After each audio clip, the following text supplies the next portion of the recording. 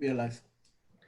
Bismillah ar-Rahman ar-Rahim. Assalamu alaikum wa rahmatullahi ta'ala wa barakatuh. Welcome to our 8th session of our Muharram special program, where Shaykh Muhammad is taking us through a reading of Al-Bidaya wal-Nihaya and Al-Hafidh ibn Kathir's account of the Renaissance of Imam Hussain, radiyallahu ta'ala anhu alayhi salam. Before we begin today's session, we would just like to remind all of you that applications for our one-year intensive in Islamic and Arabic studies are still open. You can visit our website, madinainstitute.com, for more information. And if you would like to apply, you can visit madinainstitute.com/apply. If you would like to stay up to date with all of the programs that we have currently going on, and if you'd like to stay up to date with all the programs that we will be launching, inshallah, in the future, you can register at madinainstitute.live/signup, and we will send you updates regarding our programs. And with that, inshallah, we will start today's program with Shaykh Muhammad.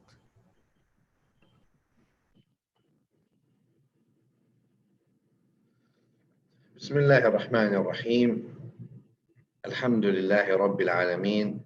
والصلاة والسلام على سيدنا محمد الصادق الوعد الأمين وعلى آله الطيبين الطاهرين ورضي الله عن أزواجه وأحبابه وأصحابه والتابعين وعنا معهم برحمتك يا أرحم الراحمين. اللهم لا علم لنا إلا ما علمتنا إنك أنت العليم الحكيم. اللهم علمنا ما ينفعنا وانفعنا بما علمتنا وزدنا علما وعملا وفهما وذوقا في الدين. اللهم صل على سيدنا محمد وآله في الأولين وصل على سيدنا محمد وآله في الآخرين وصل على سيدنا محمد وآله في الملأ الأعلى إلى يوم الدين. وارحمنا ولا تؤاخذنا واجمعنا معهم برحمتك يا أرحم الراحمين. We are back with Al-Hafidh ibn Kathir al-Dimashqi in his book, his history book titled Al-Bidaya wal-Nihaya. We're going word per word from his book. When I sometimes say comments, I will mention so that it's a comment, but I'm trying to avoid almost entirely all comments and just make this a reading together of this events leading up to the martyrdom of Imam Hussain. Obviously, as you all know, history is history, but the reading here is also to benefit from the morals of the stories and other things. The details are difficult to be substantiated, but the macro picture, especially when it's agreed upon by all, ought to prove to have some substantiation. With this, we're starting today, inshallah ta'ala, with Ibn Kathir rahimahullah, saying, ثم دخلت سنة 61, then year 61 of Hijrah entered or started. And obviously, you know, when we're saying year 61 of Hijrah, this is my comment now, it means the Prophet ﷺ had passed, departed on year 11. So year 61, it means 50 years after the prophetic departure, sallallahu ta'ala alayhi wa sallam.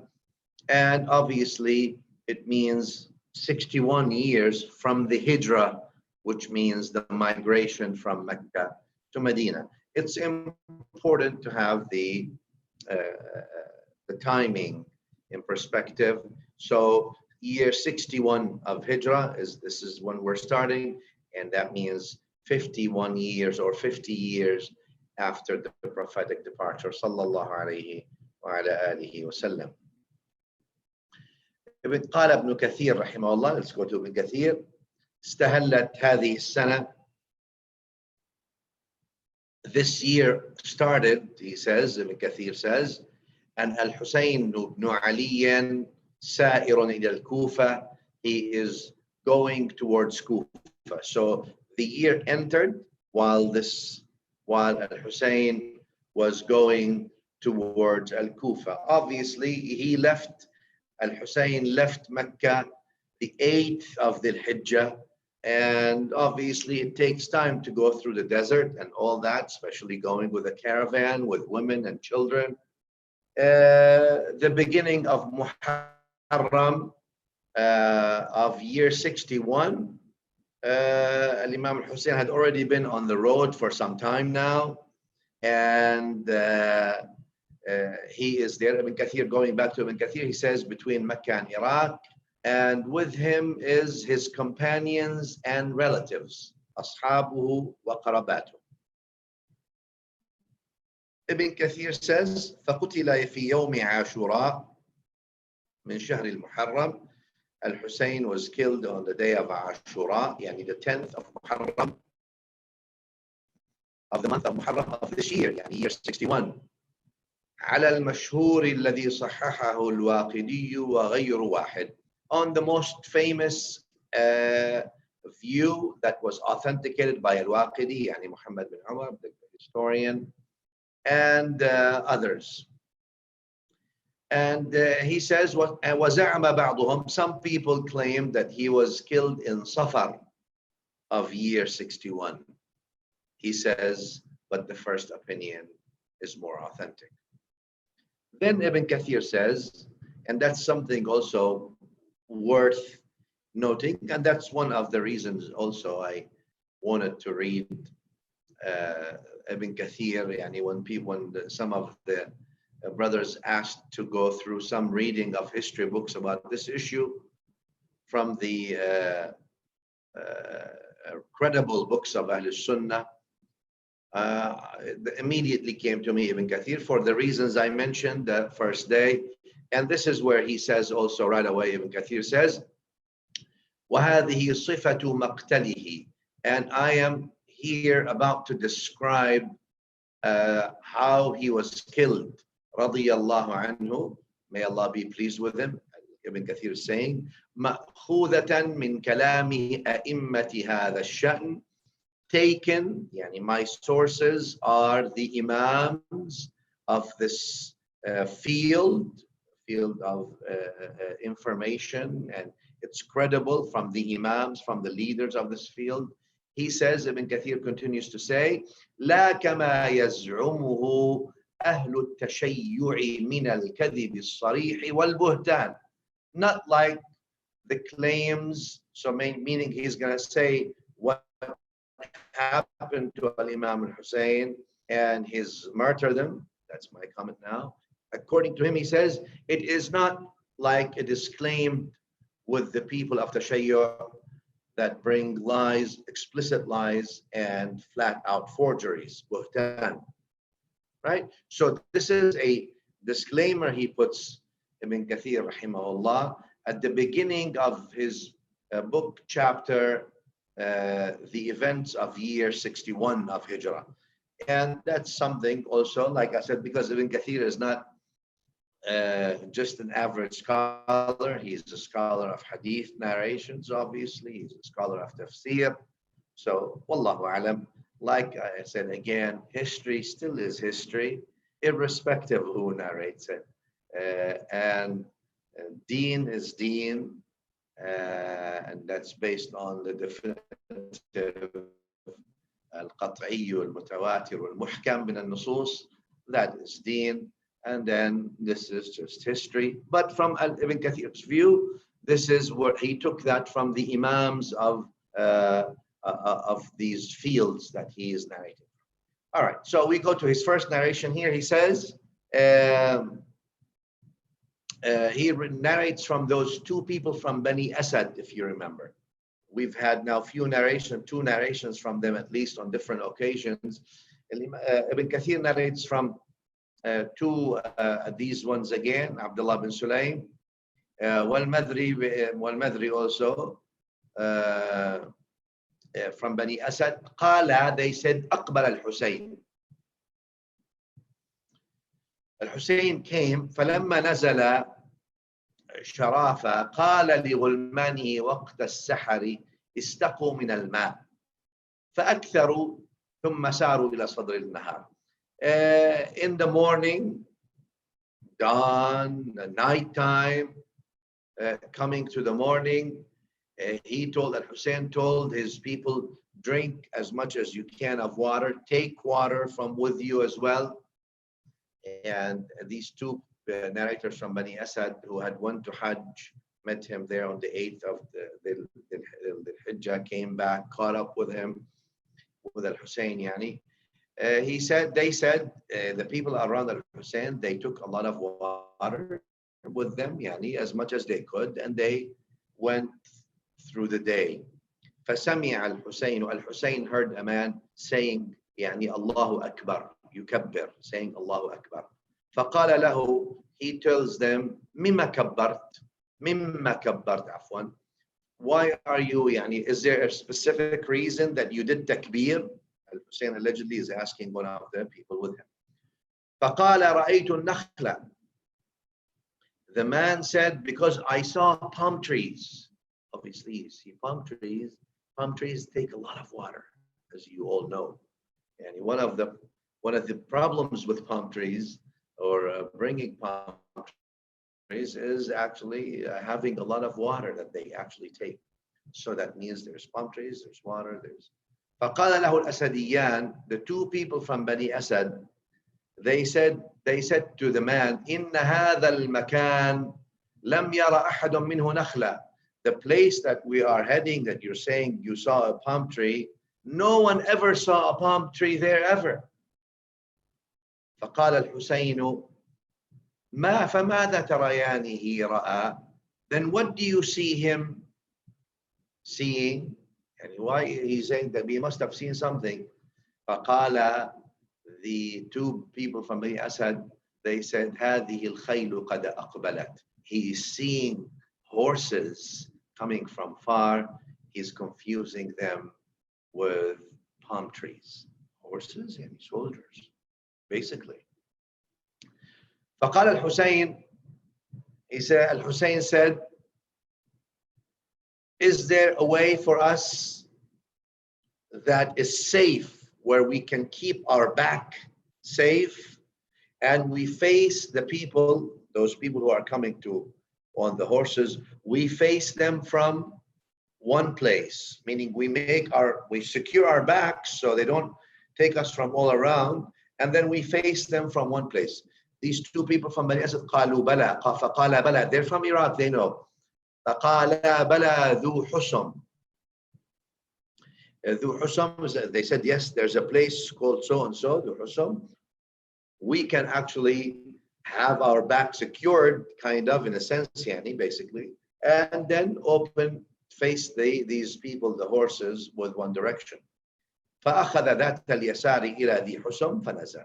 And then Al-Hussein then took a left turn, in a sense, to arrive at the Husam, and he got there, and obviously it was a very close place, and he ordered for the tents to be erected. Excuse me. Alhamdulillah Rabbil Alamin. And he ordered the tents to be erected, and Al-Hussein did, and the people, or the horses arrived. The horses arrived. That's at the beginning of the year now. Yani, you may say day 1 of Muharram of 61, and Imam Hussain now put his the caravan and so in this place, and the people arrived. Ibn Kathir says, وَجَاءَ الْقَوْمُ وَهُمْ أَلْفُ فَارِسٍ, and the people came and they arrived, people meaning the horses, the army of Yazid, and the army of Yazid was basically 1,000 warrior soldiers on horses, right? And you remember at those days, Horses are like today planes, right? Gives you advantage of many things. This is 1,000 horses is a lot. You compare that and not, I'm trying to compare here, but compare that in the Battle of Badr, for example. You have few horses, and horses is an serious advantage. It's right. Anyway, going back to Ibn Kathir says 1,000 horses, leading them al-Hurr, the man. We've talked about it briefly, but now it's more detailed here, yani, as far as the events unfolding. The man who's named Al-Hurr bin Yazid al-Tamimi. Al-Hurr bin Yazid. Al-Hurr, son of Yazid al-Tamimi. Not Yazid ibn Abi Sufyan, Yazid al-Tamimi, right? Al-Hurr means the free we mentioned. That's the man. He was a warrior of the finest caliber, a fighter, seasoned fighter. So he was leading the 1,000 people on horses, all of them that are coming. This first, how do you say? First part of the army. وهم مقدمة الجيش. Ibn Kathir says they are the front of the army that Ibn Ziyad sent, right? Ubaydullah bin Ziyad, the governor of Kufa. حتى وقفوا في مقابلته. Ibn Kathir says until those 1,000 horses, they came face to face with him around noontime, right? والحسين وأصحابه معتمون متقلدون سيوفا. He says, Ibn Kathir says, and Al-Hussein and his companions, they have their imamas and they have their swords ready. فأمر الحسين وأصحابه. Al-Hussein ordered his companions to drink from the water, and also to give water to their horses, the horses of Imam Hussein's people, right? So remember, he told them, drink as much water you can and carry as much water as you can. So his companions did in Imam Hussein's camp. So Al-Hussein then at this time, in the middle of the day, these guys are coming. So, and it's a hot, obviously, desert. Al-Hussein asked his companions to drink water and asked them to give water to their horses. And Ibn Kathir says what also? And he asked them to give water to the horses of their enemies. وَأَن يَسْقُوا خُيُولَ أَعْدَائِهِمْ أَيْضًا. And he felt that, and this is from me now, he may have felt that the animals, these horses are animals that these people are riding on, even though they're 1,000. We carry water, let's share the water with the horses.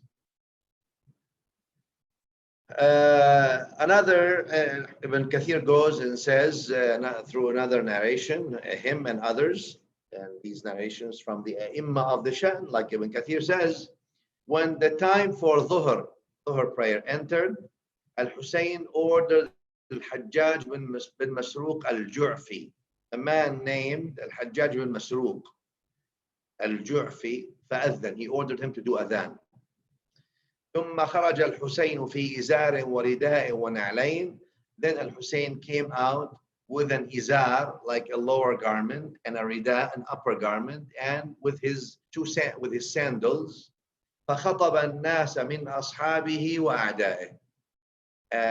And he gave a speech where his companions were able to hear, and his enemies, the 1,000 soldiers that came, were also able to hear. وَاعْتَذَرَ إِلَيْهِمْ فِي مَجِيئِهِ هَذَا إِلَى هَهُنَا.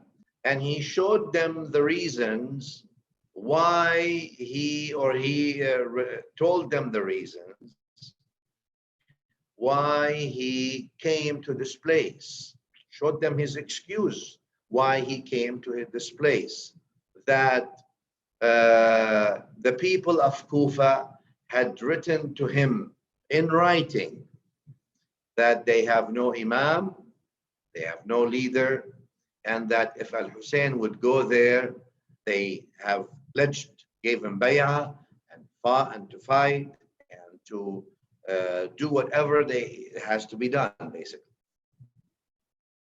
Right? ثم أقيمت الصلاة. Then the salah was, the iqama of the salah was called. Right? So here now at the beginning of Iraq, you see 1,000 soldiers, if I may just comment here, 1,000 soldiers all on horses, so that's top notch, right? Air Force, yeah, basically. And Al-Hussein is giving, now he's talking to his companions, and his enemies are, the 1,000 are listening in as well. One adhan by the order of Al-Hussein, he spoke a couple of words and then told the man to do iqama of the salah. After the iqama of the salah, Al-Hussein told Al-Hurr bin Yazid al-Riyah, or Al-Tamimi. He told, Al-Hurr is the leader of, the commander of the 1,000 soldiers, right? He's the commander of the army of Ubaydullah bin Ziyad, the army of Yazid, basically. And Imam Hussain told him, do you want to lead in the salah your companions? Yani, I lead my companions, you lead your companions. Al-Hurr said, La, no. Walakin salli ant, but you lead and we pray behind you. He's a commander who is coming to put Al-Hussein under siege.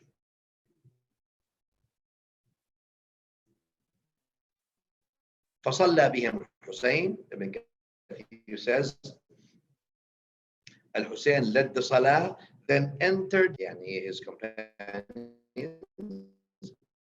واجتمع به أصحابه, and his companion bin Yazid al-Tamimi, or Al-Hurr bin Yazid al-Riyahi, went back also to the side where his soldiers are. وَكُلٌّ عَلَى أُهْبَتِهِ, and both camps, Ibn Kathir says, are ready. فَلَمَّا كَانَ وَقْتُ الْعَصْرِ, when Asr time came, same thing happens. Al-Hussein also led the salah. Then after the salah, he gave a speech. Yani Al-Hussein gave a speech. Ibn Kathir says, وَحَثَّهُمْ عَلَى السَّمْعِ وَالطَّاعَةِ لَهُ وَخَلْعِ مَنْ عَلَيْهِمْ مِنَ الْأَدْعِيَاءِ السَّائِرِينَ بِالْجُورِ فِي الرَّعِيَّةِ. But Al-Hussein here, he did not just give a speech telling them what brought him here. He told them, he encouraged them to listen and obey him and not obey those claimers who do evil, who are evildoers in the community. They're destruction elements in the community. They're negative elements in the community. When obviously he's meaning here, and in my comment, he's meaning Yazid and Ubaydullah bin Ziyad, his governors. At this point, Al-Hurr, the commander of the army of Yazid, said to Al-Hussein, Inna la nadri ma hadhihi al-kutub wala man katabaha. We don't know about those messages that were written to you from the people of Kufa. And obviously, if you remember from before, 100,000 sword, they said 100,000 people from Kufa. So, Al-Hurr is telling him, we don't know about these letters who were written to you, and we don't even know who wrote them. Obviously, people, and in my comment here, obviously people have denounced and no, we didn't write anything. We are with the Yazidi state, and with Ubaydullah ibn Ziyad, our governor, who was appointed by the righteous leader Yazid. Yeah, putting that, Allah. But it seems that way. When Al-Hurr said this, we don't know who wrote and all this, but everyone who wrote, their names, everyone who pledges, gives bay'ah, they're known. They don't have to, there's not a hidden thing. Even if they didn't really, they pledged bay'ah to their own interests inwardly, to their own selfishness inwardly, to their own shayateen inwardly. Outwardly, and they invoke the name of Allah on the words that they have. So therefore, they're known. When Al-Hurr bin Yazid al-Riyahi said to him that we don't know who those people are, and we don't know about these letters that you're talking about, that the people of Kufa actually said, we don't have a leader and we are pledging to you to be the leader. What Al-Hussein did is he brought two khurjain, two mule loads. You know how they, on donkeys or mules, they would put cloth that has pockets, massive pockets, right? So Al-Hussein brought two of them, and they're all filled with written letters from the people of Kufa, and their names and their tribes and their things, and it's known. And he told them, here it is. And Al-Hussein read part of them as well in front of Al-Hurr bin Yazid, the commander of the Yazidi army, and his army.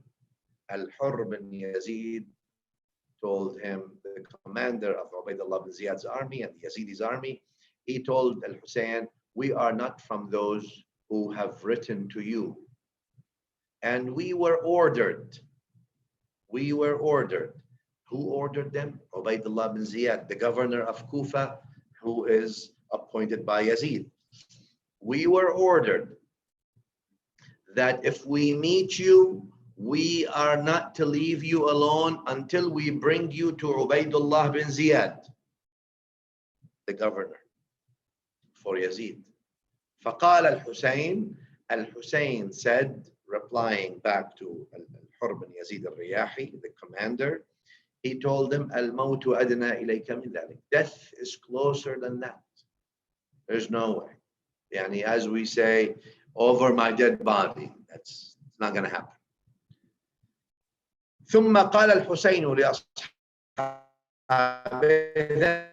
Kathir says, Al-Hussein told his companions, Irkabu. Irkabu means let's go, meaning let's put the tents and let's move.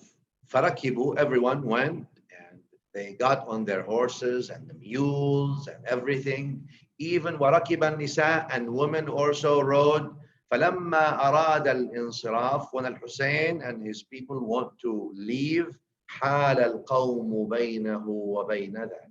The soldiers, the 1,000 soldiers, did not allow him to go anywhere. Basically, they want to ensure that he goes only one way, and they would not allow him to go any other way. فقال الحسين للحر. Al-Hussein told Al-Hurr, ثكلتك أمك ماذا تريد? Woe to you, يعني figure of speech. What do you want?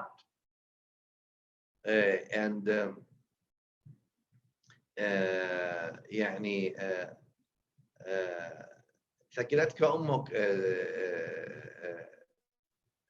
a figure of speech which means, يعني let's say, may your mother lose you, يعني in that sense. What do you want? But it's a figure of speech. It's not necessarily meant in the meaning like that. Like I said.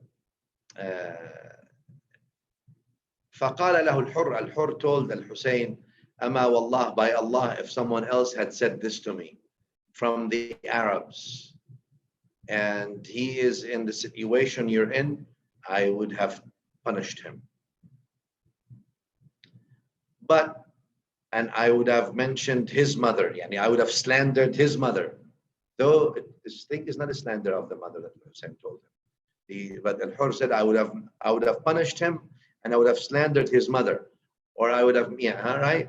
He says, walakin, but there is no point. There is no way to mention your mother except with the best that we can.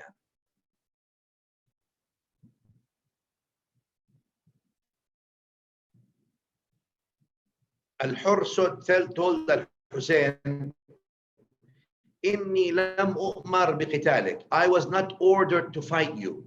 Yani, Ubaydullah bin Ziyad, the governor, did not send me with an order to fight you.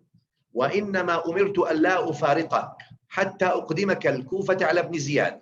But I was commanded that I do not leave you alone until I bring you to Kufa to be with Ibn Ubaydullah bin Ziyad, the governor of Kufa for Yazid. فإذا أبيت فخذ طريقا لا تقدمك الكوفة ولا تردك إلى المدينة. If you disagree, Al-Hurr is telling Imam Hussain, says if you disagree, according to Ibn Kathir, if you don't agree with what I'm saying, then take a road. You can move in a road that does not return you back to Medina. They don't want him to go back to Medina, and does not take you to Al-Kufa on your own, right? Because they're afraid if Al-Hussein goes to Kufa, the whole thing will be split again, will not be split, will be reversed again, and the people will be with him. So they don't want him to go to Al-Kufa. They want him to go restricted with the soldiers, 1,000 of them, to the governor's palace. So he told them, you cannot, if you don't want, Al-Hurr told Al-Hussein, if you don't want, do not go back to take a road to Al-Madinah. Neither can you take a road to Al-Kufa. And meanwhile, what I will do, I will write to Ibn Ziyad, Ubaydullah bin Ziyad, to the governor, and tell him give me what your orders, what do you want me to do? And you write to whomever you want, or even to Ibn Ziyad if you like. Maybe Allah will bring something that makes us all safe from having to be tested by facing each other. That's what Al-Hurr bin Yazid al-Riyahi said to Al-Hussein, right? Al-Hurr is a warrior, knight, say, if there's such a thing on the Islamic side. He's the commander for Ubaydullah bin Ziyad, the commander of the Yazidi army. Lakin the man is, so he came up with a solution at least, temporarily, until he says, obviously Hussein cannot go that far, and they're not going to leave him alone. They're going to be with him, but something. قال, Ibn Kathir says, Al-Hussein took a road going from the left side to go through a place called Al-Bidaya wal-Nihaya, right? Going through there, and Al-Hurr bin Yazid yusayiruh, and Al-Hurr bin Yazid and the soldiers, the army, are going along with him. Wherever Al-Hussein goes, they go with him. That's his orders, right? And he's allowing him to go in a direction that's not to Kufa on his own, nor to Medina. And Al-Hurr bin Yazid is going along with him, and he's telling him, Ya Hussein, oh Hussein, I remind you by Allah in yourself, for I bear witness, if you are to fight, you will be killed. وَلَئِن قُوتِلْتَ, if you start the fight, you will be killed. And if you are not starting the fight, you'll still be killed, as I see. There's no other way. Well, you have 70 people, and he's got 1,000 professional soldiers already on horses. You don't, they can just go through the 70 people. It's obvious from he's a commander, he's a experienced military commander. He knows. He told him, Ya Hussein, he says, Al-Hurr bin Yazid is telling Al-Hussein, he says, I remind you with Allah, Al-Hussein, fear Allah for your nafs.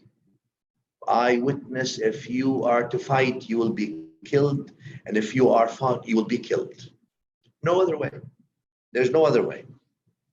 فقال له الحسين, Al-Hussein told him, أفبالموت تخوفني? Are you trying to scare me with death? You think you can scare me with death? Yani he's telling him.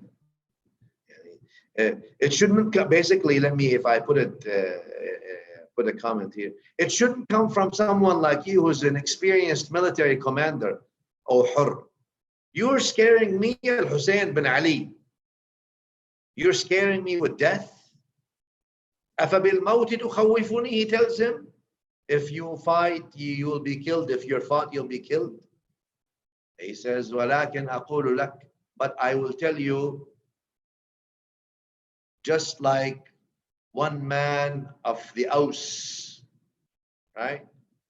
When he told his cousin, and the man was going to give nusra to Rasulullah sallallahu alaihi wasallam at that time, and his cousin told him, where are you going to give nusra or support to Muhammad sallallahu alaihi wasallam? أين تذهب فإنك مقتول, they'll kill you. You're a dead man if you go support Muhammad sallallahu alaihi wasallam. So Al-Hussein told Al-Hurr, you scaring me by death? You're trying to scare me by death? I will tell you what that Ausi man, that man from Aus, told his cousin when he scared him with death, telling him you're going to die, while the man was going, and the poet and the man said, Sa'amdi, it's a line of poetry, or a couple of lines, which is also one of my favorite lines, to be honest with you. Sa'amdi wa ma bil maut aarun. He says, I shall keep going, for death is not a shame on the man. Either it's not a blemish on a man, on a human being. إذا ما نوى حقا وجاهد مسلما. So long his niyyah is haqq, the intention is Allah, for Allah. The intention is for Allah. وجاهد مسلما, and he sacrificed. What else do you want? The niyyah is for Allah. The jihad means absolute struggle and give up everything.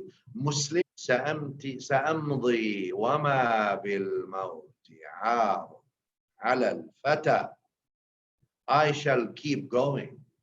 And if death comes my way, well, death is not a blemish to the man, so who has always intended haqq and sacrificed everything for the sake of Allah in total submission.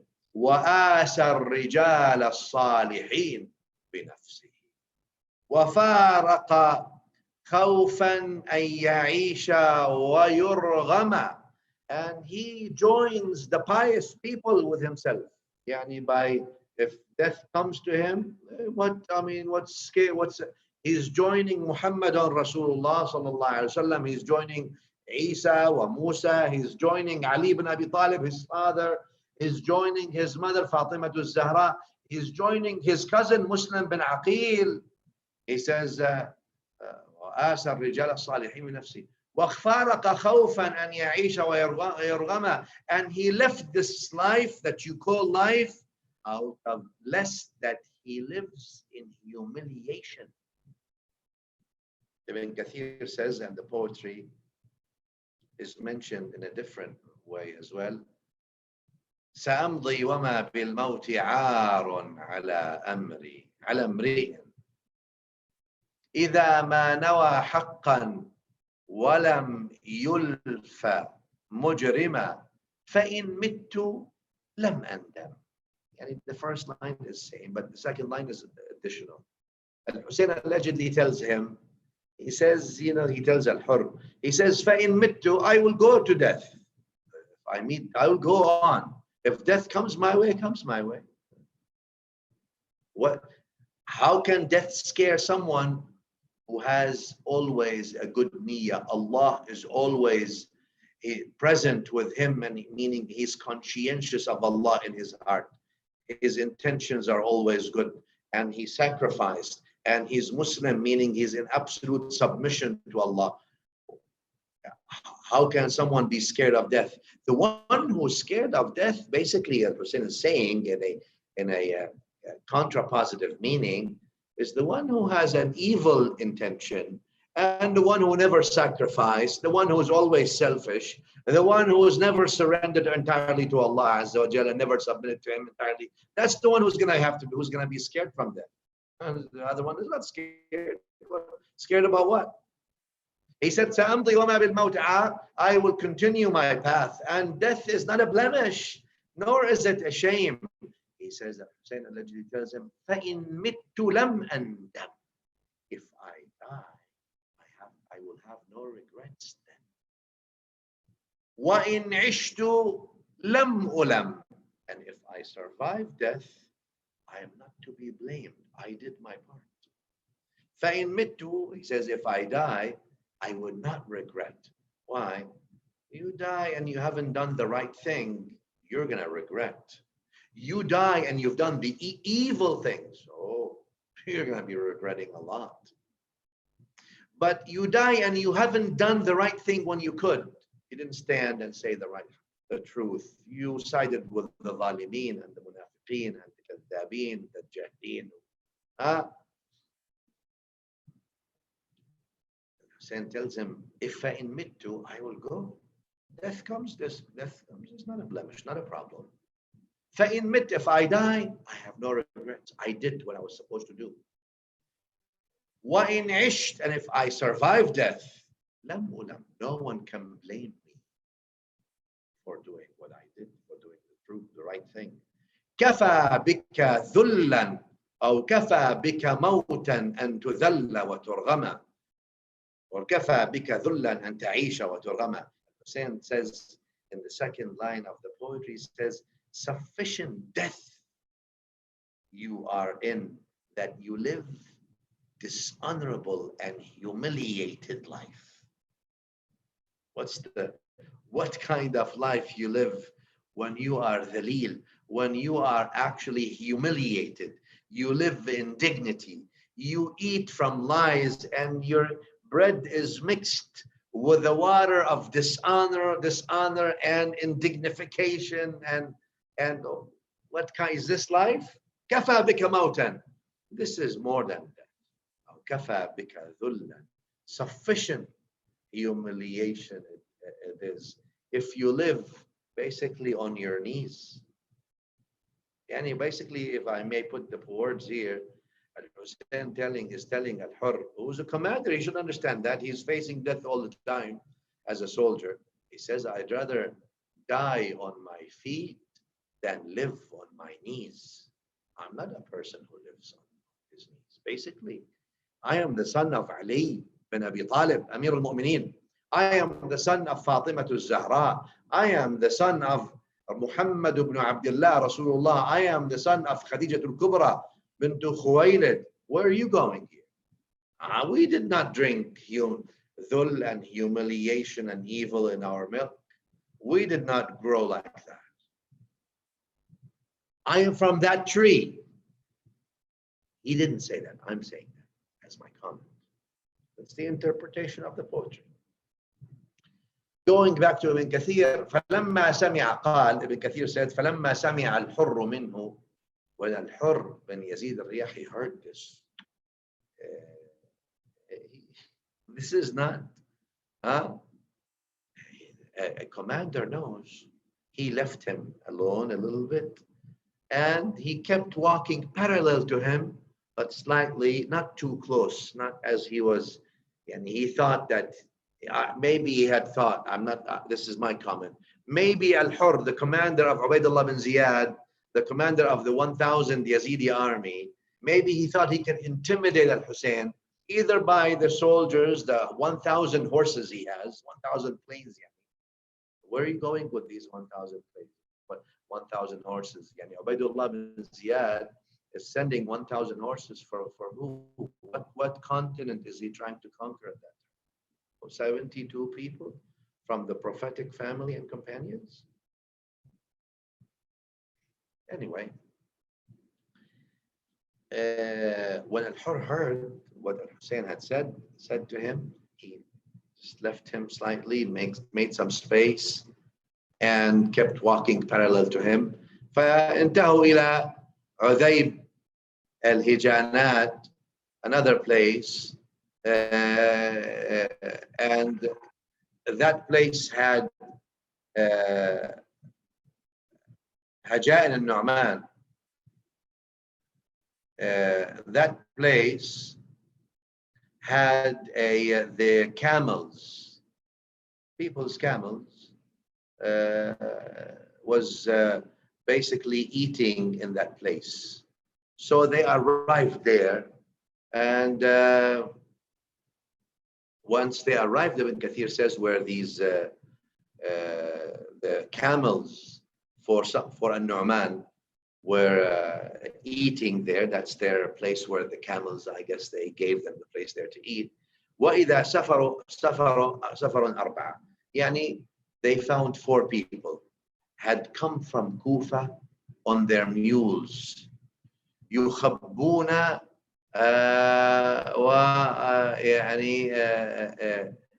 they are hiding a horse for Nafi' bin Hilal. The horse is named Al-Kamil, right? And they are seeking Al-Hussein. And they have a guide with them named At-Tirmah,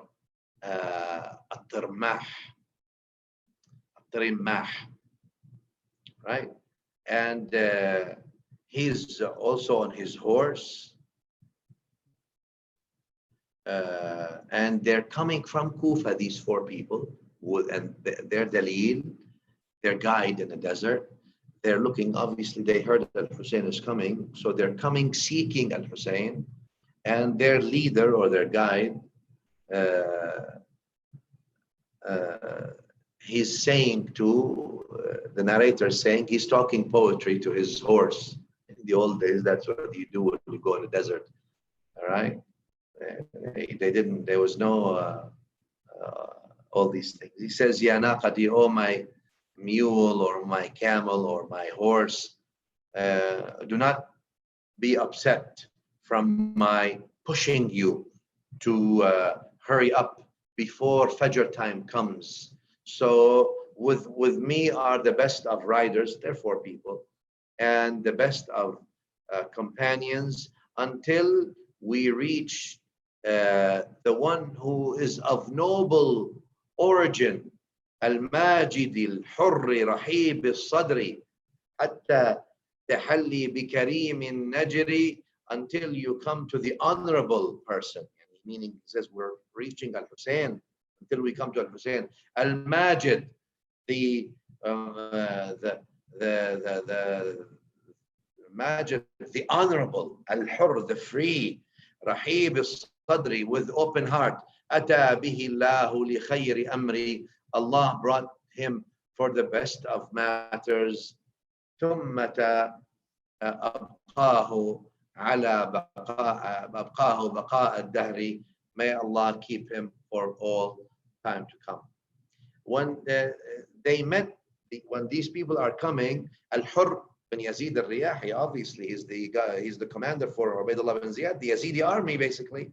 He wanted to separate them so they don't meet Al-Hussein. He saw them, they're coming, they want Al-Hussein. Well, he sort of wanted to put Al-Hussein surrounded so they don't. Al-Hussein prevented him from that, prevented Al-Hurr from basically preventing the others from meeting him. When they came to him, Al-Hussein said, as Ibn Kathir says, قال لهم أخبروني عن الناس وراءكم. Tell me about the people behind you. فقال له مجمع أو مجمع عفوا بن عبد الله العائدي, one of the 4 people, his name is مجمع. He told him, أما أشراف الناس فهم قلب واحد عليك. He says, let me tell you. So Al-Hussein asked them, tell me about it. They're coming from Kufa and they're coming to tell Al-Hussein something. They're seeking him. Okay. Al-Hussein tells him, what is behind you? One of the 4 said, the chieftain of the people. The chieftain of the people. They're all one word against you. They turned entirely. Why? He tells him, Al-Hussein did not tell him why. The man continues. He says, لأنهم قد عظمت رشوتهم وملئت غرائزهم. He said, because what they were given is great and they fulfilled their lower self instincts were fulfilled, whatever that means, right? So meaning, and if I may put in here a comment, meaning that the government of Yazid, the governor of Yazid, gave them a lot and fulfilled all their desires. whatever their lower nafs desires and instincts, he fulfilled them, all of them. يستمال بذلك ودهم ويستخلص به نصيحتهم. This way, so I mean, some people they want a position, some people they want money, some people they just want to fulfill their ego, to fulfill their lower nafs. They have other desires they want to fulfill. Here, whatever you want, here you go. All right. He says, the man tells Al-Hussein, so they bring them to their side and buy their love and advice and loyalty. This is the chieftain of the people, right? He says, as far as the masses of people, سائر الناس فأفئدتهم تهوى إليك. Their hearts fall for you. وسيوفهم غدا مشهورة عليك. But their swords tomorrow will all be unsheathed against you.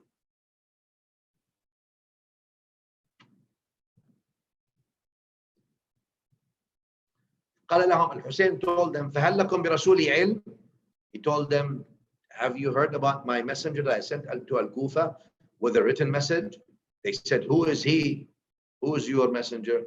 He told them, Qais bin Musir al-Saydawi. قالوا نعم. They said, yes, of course, we know. Al-Hussain ibn Numayr, one of the people close to Ubaydullah bin Ziyad, the governor of Yazid.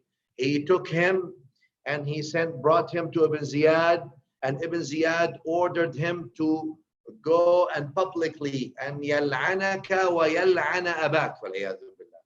That he ordered, Ibn Ziyad ordered him to publicly curse you, O Al-Hussein, and curse your father, يعني Amir al-Mu'minin Ali. And instead, فَصَلَّى عَلَيْكَ وَعَلَى أَبِيكَ. Instead, he said, الصلاة على الحسين وعلى أبي الحسين. وَلَعَنَ ابْنَ زِيَادٍ وَأَبَاهُ. And he cursed Ibn Ziyad and his father instead. Yani, Ubaydullah bin Ziyad, the governor of Kufa, and his father, Ziyad ibn Abi, Ziyad the son of his father, because nobody knows his father. Or they know, but it's not, he shouldn't be attributed to his father because it was not legitimate. Wallahu a'lam. Those are two things that historians bring. I'm not part of the accusation. I'm just the reader. وَدَعَ النَّاسَ إِلَى نُصْرَتِكَ. And they told him, they told him, yeah, he did that, and he called people to support you, and he told them that Al-Hussein is coming. When he said that, it was commanded by the governor of Kufa for Yazid, Ubaydullah bin Ziyad, and he was thrown from the top of the palace. As such, they carried him, the soldier carried him and dropped him, and he died. فَتَرَقْرَقَتْ عَيْنَا الْحُسَيْنِ. When Al-Hussein heard this, who takes somebody and throws him from the top of the palace to kill him? For what? For having a disagreement, a political disagreement? Yeah, and the man, was a messenger. You don't kill a messenger, no matter what. Even in war, you don't kill a messenger. There's basic codes of chivalry, basic codes in Islam. Messenger, send him back. You don't kill him. But this is the Yazidi state, and this is the Yazidi state of Yazidi people today. Same. No, honor is not part of the vocabulary, nor decency. طبعا deen is a word that is said, like in the practice, defies all the deen. Or a lot of the deen, let me put it this way. فَتَرَقْرَقَتْ عَيْنَ الْحُسَيْنِ. Upon hearing this, going back to Kathir, Imam Hussain, his eyes, both of his eyes started watering on the man. وَقَرَأَ, and he read what Allah said in Surah Al-Ahzab, فَمِنْهُمْ مِنَ الْمُؤْمِنِينَ رِجَالٌ صَدَقُوا مَا عَاهَدُوا اللَّهَ عَلَيْهِ. Right, Al-Ahzab, Surah Al-Ahzab, ayah number 23. Where Allah Azza wa Jal says, which means some of the mu'mineen are rijal, they're men. Sadaqu, They were truthful in that which they pledged before Allah.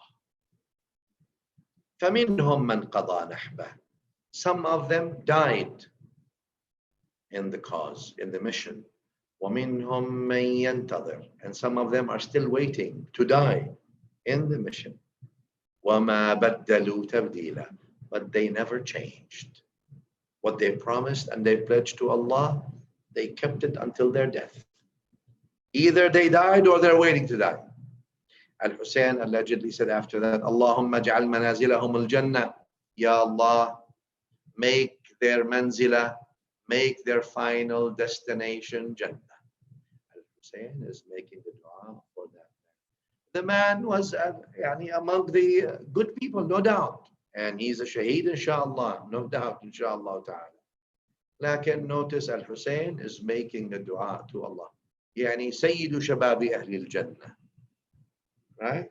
يعني the son of Fatima or Ali, the خامس أهل الكساء, the fifth of the people of the cloak that were cloaked by Rasulullah sallallahu alayhi wa sallam. And he's saying, he's making dua, Ya Allah, make his destination al-Jannah. May Allah has, what a fortune, if there's such a word. What a tawfiq, what a blessing that Al-Hussain makes dua for this man. May Allah Azza wa Jal grant us such blessings and tawfiq. Al-Hussain allegedly said, Allahumma ja'al manazilahum al-Jannah. Ya Allah, make their manzila, make their final destination in Jannah. وَاجْمَعْ بَيْنَنَا وَبَيْنَهُمْ فِي مُسْتَقَرٍ مِّن رَحْمَتِكَ. And bring us together in the abode of your mercy, Ya Allah. وَرَغَائِبَ مَذْهُورِ ثَوَابِكَ. And all the rewards that, Ya Allah, that you have saved up for your basically pious slaves. Ameen Ya Rabbal Alameen. Ya Allah, make us among those who are covered by dua of Sayyidina Imam Hussain, or those who, if whatever you from your karam, Ya Rabbal Alameen. Going back to Ibn Kathir. Ibn Kathir then said, ثُمَّ إِنَّ الطَّرِمَّاحَ بْنَ عَدِيٍّ, the guide of those four people, right? The guide who was talking to his horse as he was coming. So another person from the four, he told Al-Hussain, he told him, أنظر فما أرى معك أحدا إلا هذه الشرذمة اليسيرة. I'm looking, but I don't see anyone with you except a small group. And وإني لأرى هؤلاء القوم. And I see the soldiers that are walking, moving along with you. يعني the 1,000 soldiers. أكفاء لمن معه. They will be more than sufficient against you if you were to fight. فكيف وها. And then how is it? He's telling Al-Hussain, the outside of Kufa is filled with horses and armies, not army. مملوءة بالخيول والجيوش, is filled, stacked with horses and armies. يعرضون ليقصدوك. They are all being prepared so they can come after you. How many people? Who are you fighting here? It's just a comment that you have to. You can't just without asking yourself, who are they fighting? Yani which empire they're trying to fight to put all this. Anyway, back to Ibn Kathir's account. He says the man told Al-Hussain, he says, ظاهر الكوفة, the outside of Kufa, is stacked with فأنشدك الله إن قدرت ألا تقدم إليهم شبرا إلا فعلت. I ask you by Allah, if you cannot even step one more hand span, that you should don't go further anymore. فإن أردت أن تنزل بلدا يمنعك الله به حتى ترى رأيك فسر معي. He told Al-Hussein, this At-Tarimah, right? He was talking about, he was longing to meet this, the free, the open heart, the good-hearted, the honorable Al-Hussein, right? As he was coming, he told Al-Hussein, if you want to go to a town that Allah Ta'ala will give you protection through, because people will stand for you, come with me until we go to our mountain where we are, where he's from, right? And he told them, and this is a place that Allah saved us from the invasions of the kings of Ghassan and the kings of Himyar. When the kings of Ghassan and Himyar came to attack us, we hid in those mountains, or we shielded ourselves in these mountains. They're not that far. Come with me and we'll go there and you're safe there. ومن النعمان ibn al-Mundhir also, another king, and ومن الأسود والأحمر, والله إن دخل علينا ذل قط. He says, no humiliation, no conquering ever entered our mountainous region where I'm from. فأسير معك, I will go with you until we go to our village. Then we send, he's telling Al-Hussein the plan. Then we send to the men from Aja, Usalma, from different tribes, and they come to us. I will promise you 10,000 men from my tribe that they will fight before you with their sword. By Allah, no one will ever be able to touch you, and one of them still has an eye blinking. Look at this, right? From this tribe, right? فقال له الحسين, Hussein told him, جزاك الله خيرا. May Allah Azza wa Jal give you the best reward. When Hussein was going, he says, Al-Hussein did not take this At-Tarimah's suggestion. He kept going towards his original course, towards Al-Kufa basically. And at this point, At-Tarimah bid farewell to Al-Hussein. And وَمَضَى الْحُسَيْنِ, and Al-Hussein continued to go. فَلَمَّا كَانَ مِنَ اللَّيْلِ, يعني not going towards Kufa, going towards slightly off, remember, because of the agreement. فَلَمَّا كَانَ مِنَ اللَّيْلِ, when nighttime came, he ordered the people in his camp to take from the water as much as they can and to carry from water. And then he kept going, and they kept going at night. Ibn Kathir says here, فَنَعَسَ فِي مَسِيرِهِ حَتَّى خَفَقَ بِرَأْسِهِ. And while they're going all at night, Imam Hussain, he fell asleep while he's going until his head went like this, and then he woke up.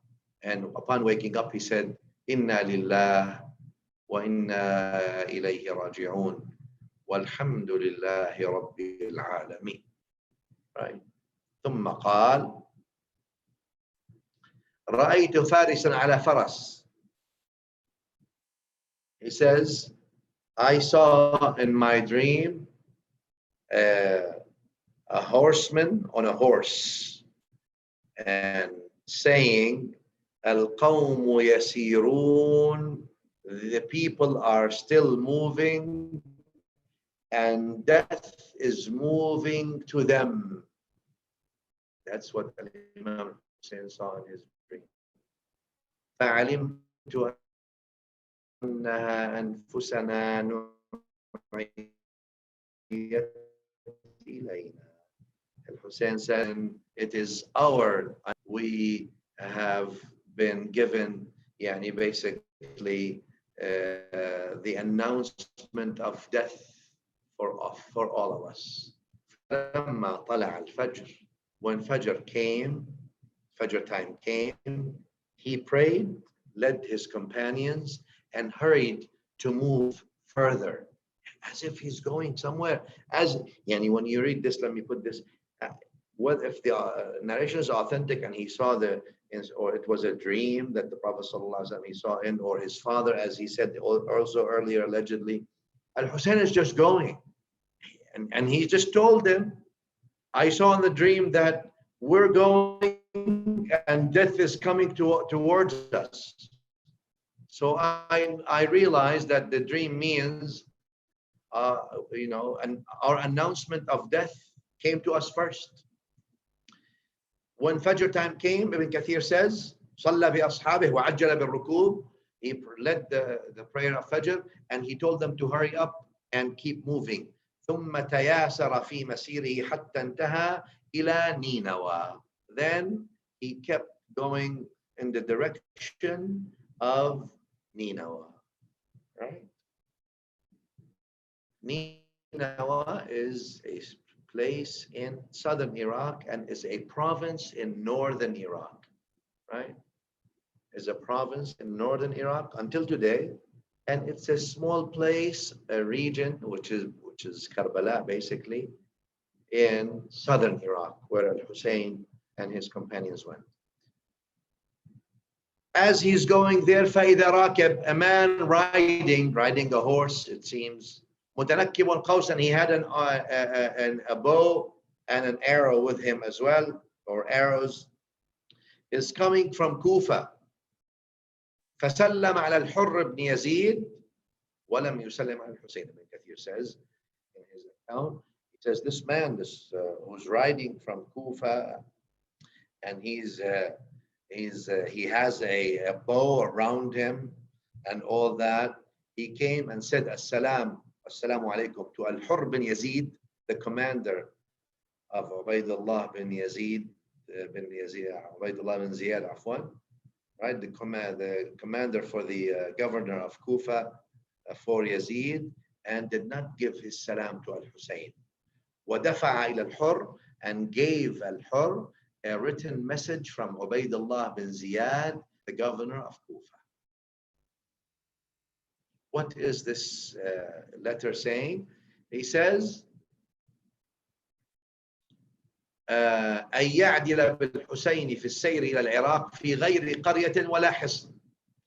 To make sure, the command from Ubaydullah bin Ziyad, the governor of Yazid, to Al-Hurr, the commander with 1,000 soldiers, is that to make sure that Al-Hussein remains in Iraq and does not go through any village or any castle or any place that may be a place where they are, and he could use as a natural castle or a natural shield, a place of natural defense.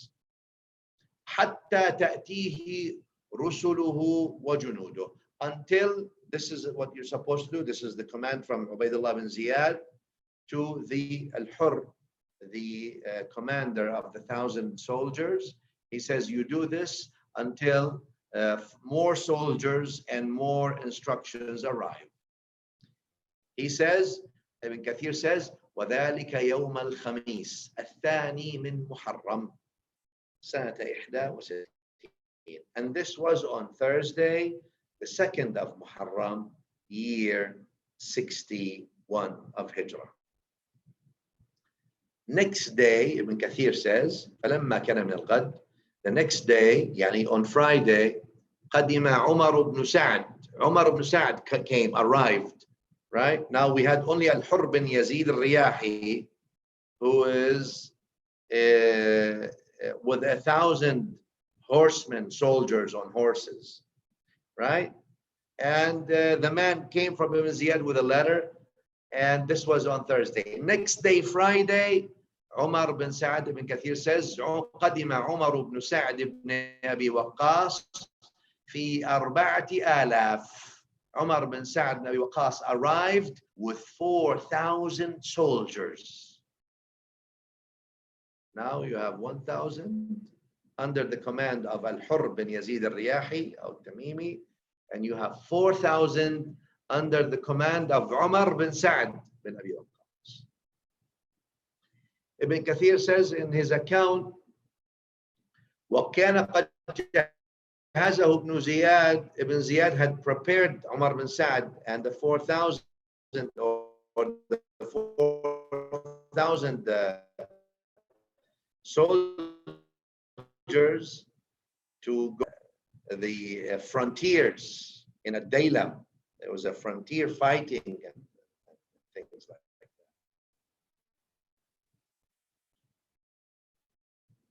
And he had been camping outside. They had been camping outside of Medina, outside of Kufa. They were being prepared to go to a Daylam, which is a frontier fighting with non-Muslims there and all that. فلما قدم عليهم أمر الحسين, when they realized that Al-Hussein is coming, يعني Ubaydullah bin Ziyad, he ordered Umar bin Sa'd bin Abi Waqqas, first go to Al-Hussein. Once you're done from him, then take those 4,000 and go to the frontier to Ad-Dayla, right? فاستعفاه عمر بن سعد من ذلك. When Ubaydullah bin Ziyad, the governor of Yazid, told Umar bin Sa'd bin Abi Waqqas, take the 4,000 soldiers that you're supposed to lead in the frontier battles in Ad-Daylam, first go to Al-Hussein and finish that matter, then you can go and continue to Ad-Daylam, to the frontier. Umar bin Sa'd asked Ubaydullah bin Ziyad to excuse him from going to Al-Hussein. And he excused him, can you not send me and those people? Ibn Ziyad told Umar bin Sa'd, إن شئت أعفيتك وعزلتك عن ولاية هذه البلاد التي استلمتك عليها. If you want, I'll excuse you and you don't have to go and fight Al-Hussein. But with that, I'll also remove you from being the governor of these lands that I will be making you a governor over. So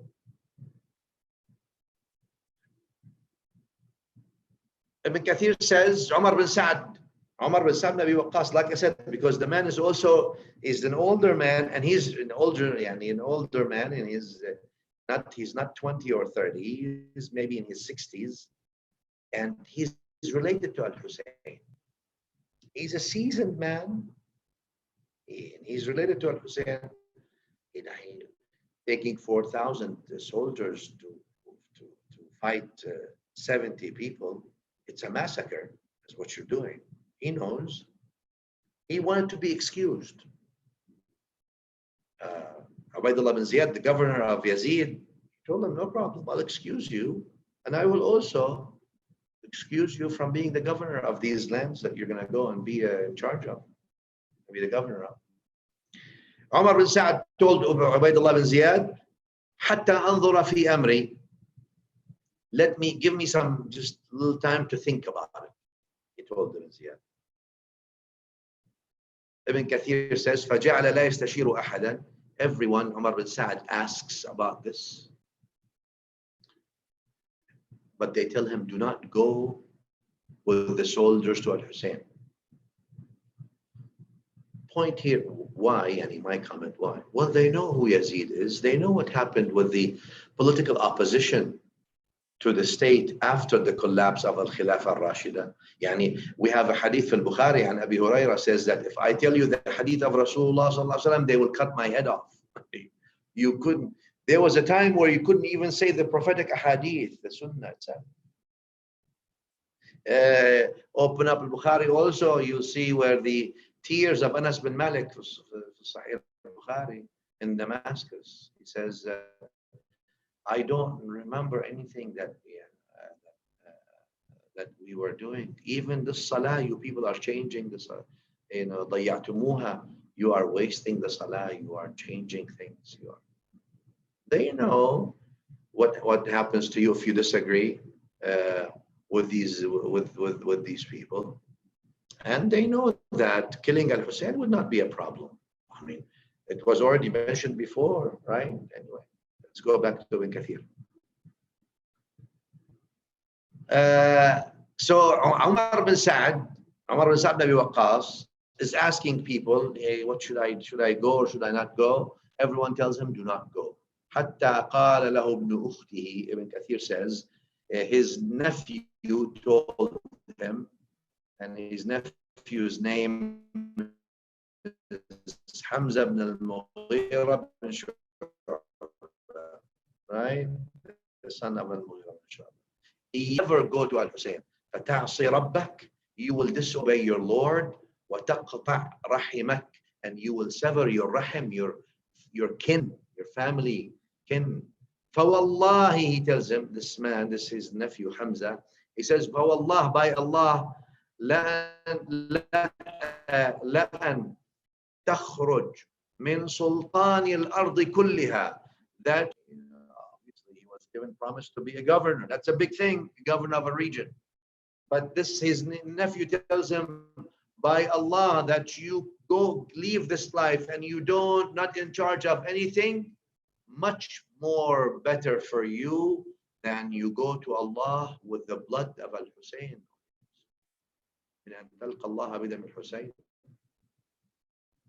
Umar bin Sa'd told him, I will do that, inshallah. Yani basically, I agree with you.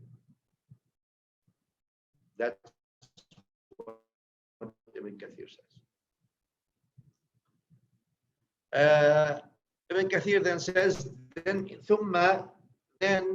Ubaydullah bin Ziyad threatened him more, threatened Umar bin Sa'd bin Abi Waqqas more, and threatened him to remove him from all his posts and all his responsibilities, and even والقتل, even death. فسار إلى الحسين. So he went to Al-Hussein. Umar bin Sa'd then went to Al-Hussein. ثم بعث إلى الحسين الرسل. He went to the place where he went to Al-Hussein, and then he sent to Al-Hussein. Umar bin Sa'd sent to Al-Hussein messengers. Now they camped. He's got 4,000 soldiers. Al-Hussein is there. Now he's trying to tell Al-Hussein. He told him, ما الذي أقدمك? Umar bin Sa'd is asking Al-Hussein, through messengers, what brought you here? Al-Hussein responded, the people of Kufa wrote to me and they pledged to me. If they hate me now, they have a change of heart. Al-Hussein is saying, فَإِذْ قَدْ كَرِهُونِي, if now they one day they love, one day I love you, one day I don't love you, one day I love you, one day I don't love you. What kind of stability is this? Well, Hussein has a project, and Hussein has a mission, and Hussein has this, right?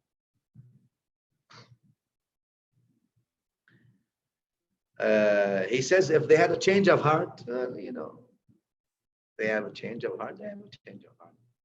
I will go back to Mecca and leave you. Hussein allegedly told Umar bin Sa'd this, right?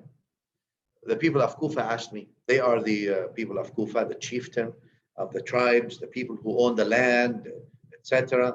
They asked me to come to them. If they change their mind, I can return back to Mecca and leave you.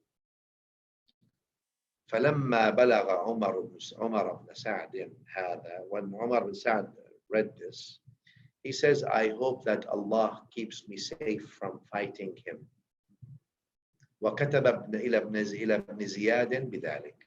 And he wrote, Umar bin Sa'd wrote back to Ibn Ziyad, Ubaydullah bin Ziyad, the governor of Kufa, the governor of Yazid, he wrote to him with that.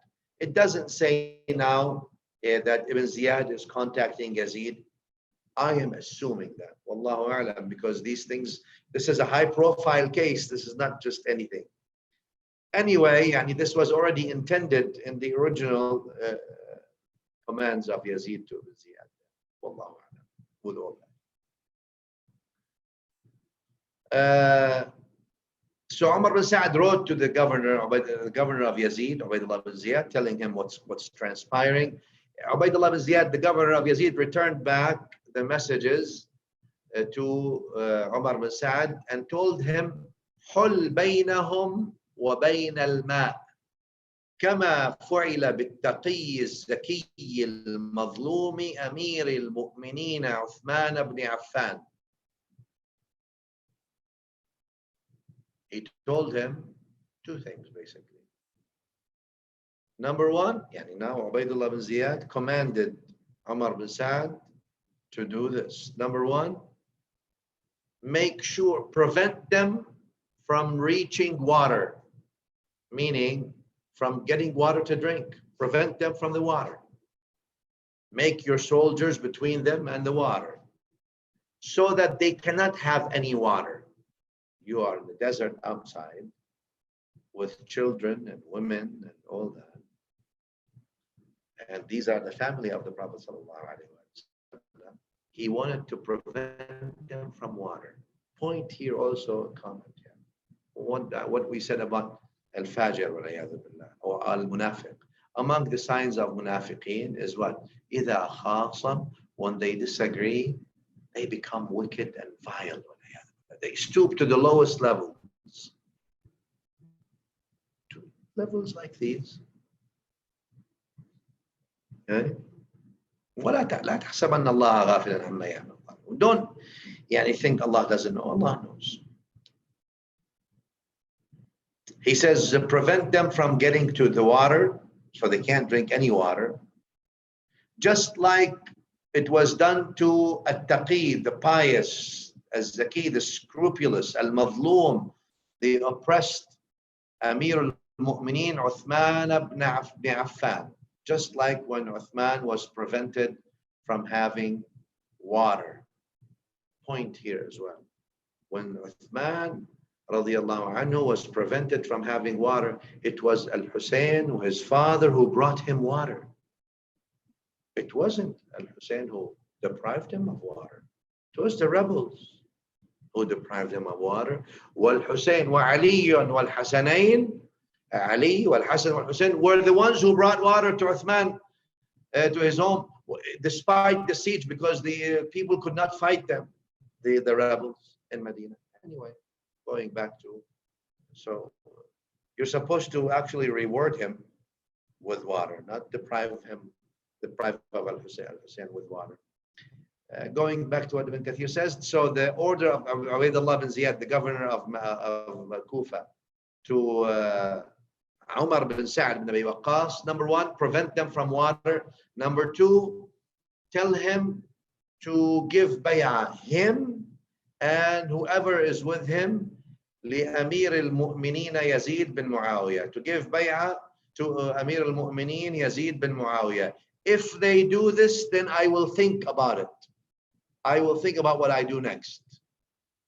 End of the message. Allah. I think we should stop here. 1 hour and a half is fine. I think we should stop here. We're still halfway through this thing, so we'll see how far we'll go, inshallah. But here, let me stop, inshallah ta'ala, and we'll continue tomorrow, inshallah ta'ala, if Allah allows us. Wa sallallahu wa sallama wa baraka ala sayyidina Muhammadin wa alihi walhamdulillahi rabbil alameen. Jazakumullahu khairan, Shaykh, and jazakumullah to all of you for being with us. We will continue, inshallah, with our next session tomorrow at the same time, 4 p.m. Eastern Standard Time, inshallah, and we will see you all then. Jazakumullahu khairan. Assalamu alaikum wa rahmatullahi ta'ala wa barakatuh.